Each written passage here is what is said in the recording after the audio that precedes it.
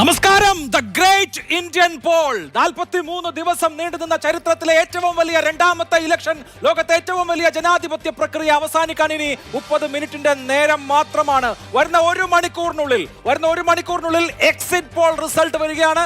വരുന്ന 5 വർഷം ആരാണ് ഇന്ത്യ ഭരിക്കുക എന്നതിന്റെ ആദ്യത്തെ ദിശാസൂചകങ്ങൾ വരുന്നു.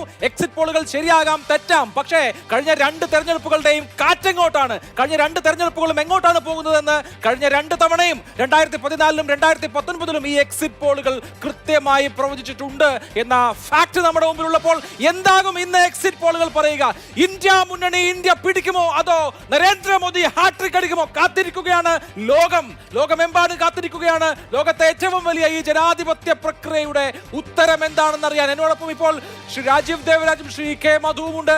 രണ്ടുപേരും ദീർഘകാലം ഇന്ത്യയുടെ വിവിധ സംസ്ഥാനങ്ങളിൽ നിന്ന് ഇന്ത്യയുടെ രാഷ്ട്രീയ സ്പന്ദനങ്ങൾ ഒപ്പിയെടുത്തവരാണ്. ഇന്ത്യ ചരിത്രത്തിലെ ഏറ്റവും പ്രധാനപ്പെട്ട ഈ തെരഞ്ഞെടുപ്പിന്റെ ഏറ്റവും സമഗ്രമായ വിവരങ്ങൾ മാതൃഭൂമി ന്യൂസ് പ്രേക്ഷകരിലേക്ക് എത്തിക്കുകയാണ്.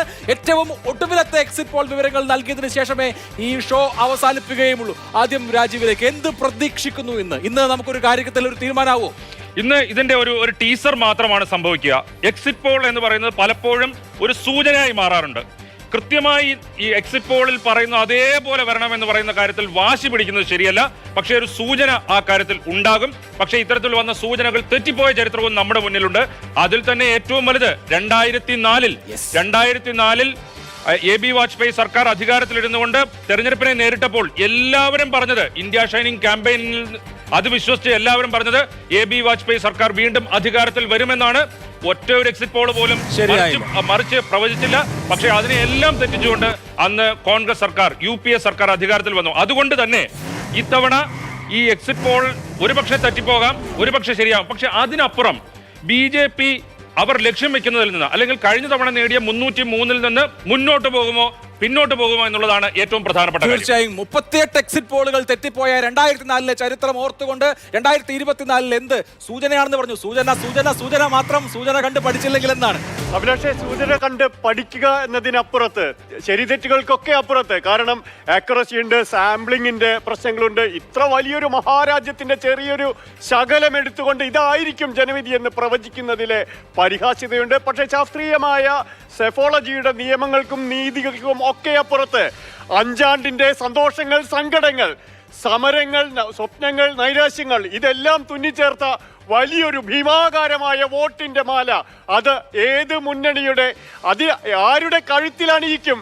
എന്ന് അറിയാനുള്ള ആ സൂചനകളുടെ കിളിവാതിലുകൾ തുറന്ന് നമ്മൾ എക്സിറ്റ് പോളിന് മുമ്പ് എനിക്ക് പറയാനുള്ള ഒരു പ്രധാനപ്പെട്ട പ്രതികരണം. ഇന്ത്യ സഖ്യത്തിന് 295 സീറ്റ് എന്ന മല്ലികാർജുൻ ഖാർഗെ, AICCയുടെ അധ്യക്ഷൻ, ഇലക്ഷൻ കഴിയുന്ന മണിക്കൂറിൽ എക്സിറ്റ് പോളുകൾ വരുന്നതിന് മുൻപ് ഇന്ത്യ മുന്നണിക്ക് 295 സീറ്റ് ലഭിക്കുമെന്ന് മല്ലികാർജുൻ ഖാർഗെ ഇന്ത്യ മുന്നണിയുടെ യോഗത്തിന് ശേഷം പറയുന്നു. അഭിഷേക്, 6ാം ഘട്ടം കഴിഞ്ഞപ്പോൾ തന്നെ അമിത്ഷാ 300 കഴിഞ്ഞിരുന്നു, 310 അവസാന ഘട്ടത്തിലേക്ക്.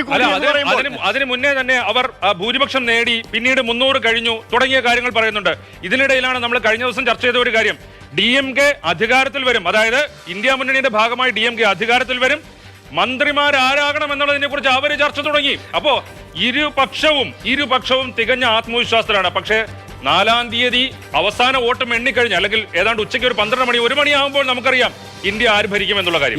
ഇന്ത്യ സഖ്യത്തിന് ചുരുങ്ങിയത് 295 സീറ്റുകൾ ലഭിക്കുമെന്ന് മല്ലികാർജുൻ ഖാർഗെ അവകാശപ്പെടാൻ ആത്മവിശ്വാസം കാണിക്കുന്ന ഒരു വൈകുന്നേരത്താണ് നമ്മൾ സംസാരിക്കുന്നത്. തീർച്ചയായും. പക്ഷെ അതിനപ്പുറത്ത് ഈ തെരഞ്ഞെടുപ്പിന്റെ ഏറ്റവും വലിയ സവിശേഷത എന്ന് പറയുന്നത്, നമുക്കറിയാം, ഈ ബീർഭൂമിൽ, ബംഗാളിൽ ബീർഭൂമിലാണ് ഏകചക്ര എന്നൊരു ഗ്രാമമുണ്ട്. മഹാഭാരതത്തിൽ പറയുന്ന ഭീമൻ അജ്ഞാതവാസക്കാലത്ത് ഭഗനെ കൊന്ന ആ ഗ്രാമമാണ്. ചരിത്രത്തിൽ അതിന് സമാനമായതൊന്നും എത്ര കിട്ടിയാലും വിശപ്പടങ്ങില്ലെന്ന വിധത്തിൽ ഇസ്ബാർ 400 പാർ എന്ന് BJP പ്രഖ്യാപിച്ച ഒരു തെരഞ്ഞെടുപ്പ് അവസാന ഘട്ടത്തിൽ സന്ദിഗ്ധതകളിലേക്ക് കടന്നെത്തുന്നു. 300-നപ്പുറം പോകുമോ എന്ന് ആശങ്ക പറയുന്നു. അതിനപ്പുറത്ത് മോദിയെ കാത്തിരിക്കുന്നത് കഴിഞ്ഞ വർഷത്തേതിന് സമാനമായ ഒരു ലാൻഡ് സ്ലൈഡ് വിക്ടറിയാണോ എന്നുള്ള ആഗ്രഹങ്ങളും പ്രതീക്ഷകളും ഒക്കെയുണ്ട്. അവിടെ ആര് എന്നറിയാനുള്ള സൂചനകളിലേക്ക് നമ്മൾ ചൂടുവെക്കും. ആരാകും പ്രധാനമന്ത്രി എന്ന കാര്യം പിന്നീട് തീരുമാനിക്കുമെന്നാണ് തേജസ്വി യാദവ് പറയുന്നത്. RJDയുടെ ബീഹാറിൽ നിന്നുള്ള നേതാവ്. ഇത്തവണ ബീഹാറാണ് 20 സീറ്റെങ്കിലും പ്രതീക്ഷിക്കുന്ന ഒരു സംസ്ഥാനം. നേരത്തെ അഭിലാഷ് മല്ലികാർജുൻ ഖാർഗെയുടെ കാര്യം പറഞ്ഞു. അദ്ദേഹം പറയുന്നത്, എന്റെ മനസ്സിലെ പ്രധാനമന്ത്രി സ്ഥാനാർത്ഥി ഒരേ ഒരാളാണ്, ആളാണ് രാഹുൽ ഗാന്ധിയാണ് എന്ന് മല്ലികാർജ്ജുൻ ഖാർഗെ ഇന്നലെ പറഞ്ഞു കഴിഞ്ഞു. പക്ഷേ അഭിലാഷ് നേരത്തെ പറഞ്ഞതുപോലെ തന്നെ ഒരു മൂന്നാം വട്ട തെരഞ്ഞെടുപ്പ്, ഒരു ഹാട്രിക് വിജയം നേടുമ്പോൾ പണ്ട് ജവഹർലാൽ നെഹ്റുവിന് ശേഷം മറ്റൊരു പ്രധാനമന്ത്രിക്ക് ഇന്നോളം സാധിച്ചിട്ടില്ല. ആ തെരഞ്ഞെടുപ്പിൽ പോകുമ്പോൾ ഇത്തവണ 543 മണ്ഡലങ്ങളിലും നരേന്ദ്രമോദി എന്ന ഒറ്റ സ്ഥാനാർത്ഥിയായിരുന്നു ഉണ്ടായിരുന്നത് എന്ന് നമ്മൾ മറക്കരുത്. അല്ല, ഞാൻ പറയുന്നത് ഇപ്പോ ഇതൊക്കെ അവകാശവാദങ്ങളാണ്. പക്ഷേ 7 ഫേസ് നീണ്ട 43 ദിവസം നീണ്ട ഈ തെരഞ്ഞെടുപ്പിന്റെ ഒടുവിൽ ആരാകും പ്രധാനമന്ത്രി എന്ന് ഞങ്ങൾ പിന്നീട് തീരുമാനിക്കുമെന്ന് പറയാനുള്ള ആത്മവിശ്വാസം ഇന്ത്യ മുന്നണിക്കുണ്ട്. ഇലക്ഷൻ തുടങ്ങുമ്പോൾ എനിക്കൊന്ന് 1ാം ഫേസിന് മുമ്പ് അങ്ങനെ ഒരു ആത്മവിശ്വാസം ഉണ്ടായിരുന്നോ? കോൺഗ്രസിന് അക്കാര്യത്തിൽ ആത്മവിശ്വാസം ഉണ്ടായിരുന്നില്ല. ഇപ്പോ ഫലം എന്തായാലും കോൺഗ്രസിന് ദിവസങ്ങൾ കഴിയുന്തോറും, ഇന്ത്യ മുന്നണിക്ക് ദിവസങ്ങൾ കഴിയുന്തോറും അവർക്ക് ആത്മവിശ്വാസം വർദ്ധിപ്പിക്കുന്ന രീതിയിലുള്ള പല ഘടകങ്ങളുണ്ടായി. പക്ഷേ അന്നേരം ഞാൻ പല ജേർണലിസ്റ്റുകളോടും, ഡൽഹിയിലൊക്കെയുള്ള ജേർണലിസ്റ്റുകളോടും സുഹൃത്തുക്കളോടും ചോദിച്ച ഒരു കാര്യം, കോൺഗ്രസിന് ഇപ്പോൾ ആത്മവിശ്വാസം ഉണ്ടാകുന്നു, അങ്ങനെയാണെങ്കിൽ അവർക്ക് തോന്നുന്നില്ലേ ഈ കാര്യമൊക്കെ നേരത്തെ തുടങ്ങേണ്ടതായിരുന്നു, മുന്നണി രൂപീകരിക്കൽ നേരത്തെ തുടങ്ങേണ്ടിയിരുന്നതായിരുന്നു. പക്ഷേ കോൺഗ്രസ് അത്തരം അവസരങ്ങളെല്ലാം പാഴാക്കി കളഞ്ഞു. ഏതായാലും പക്ഷേ നമുക്ക് ജൂൺ 4 വരെ, അതായത് 4-ാം തീയതി വരെ കാത്തിരുന്നേ പറ്റൂ.